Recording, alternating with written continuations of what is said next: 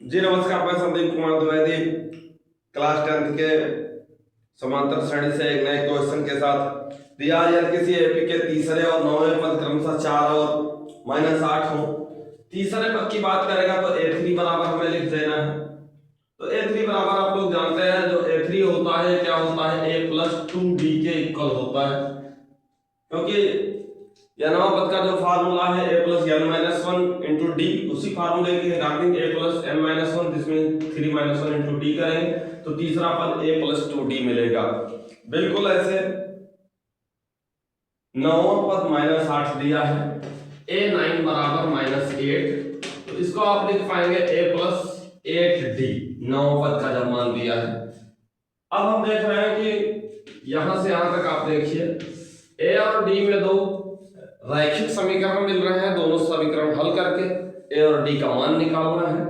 जब a और d का मान मिल जाएगा तो इसमें पूछ रहा है कौन सा पद शून्य होगा, तो पहले a और d का मान निकालेंगे। तो a d का मान निकालने के लिए देखते हैं, जब इसको माइनस करोगे एक इक्वेशन में से दूसरे को तो a से a कैंसिल हो जाएगा, यहाँ साइन चेंज हो जाएगा, ये 4 8 12 होगा बराबर, इसको माइनस करेंगे तो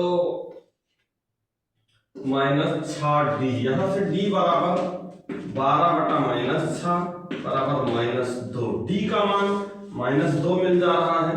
d का मान समीकरण 1 में रखने पर 4 बराबर a प्लस, जब यहाँ d की जगह -2 रखेंगे 2 × -2 तो 4 बराबर a प्लस 2 दूना 4 होगा, -4 होगा, यहाँ से a का मान 4, इसको इस साइड लाएंगे 4 + 4 a बराबर 8 मिल जाएगा।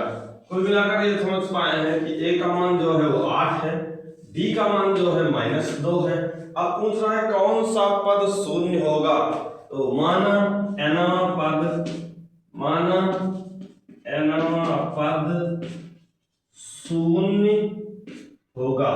कुल मिलाकर क्या करना है, an बराबर 0 लिख देना है, उसके बाद सॉल्व करके n की वैल्यू ज्ञात करना है। तो इसको हम इतना इरेज कर देते हैं। उसके बाद nवां पद शून्य मान लिए हैं तो an बराबर हमें 0 लिखना है। an का फार्मूला है a + n - 1 × d बराबर 0 लिखेंगे। a की वैल्यू हमें यहाँ 8 लिखना है, 8, n का मान निकालना है, d का मान हमें -2 लिख देना है बराबर 0। यही सॉल्व करके n की वैल्यू निकालोगे वही आंसर मिल जाएगा।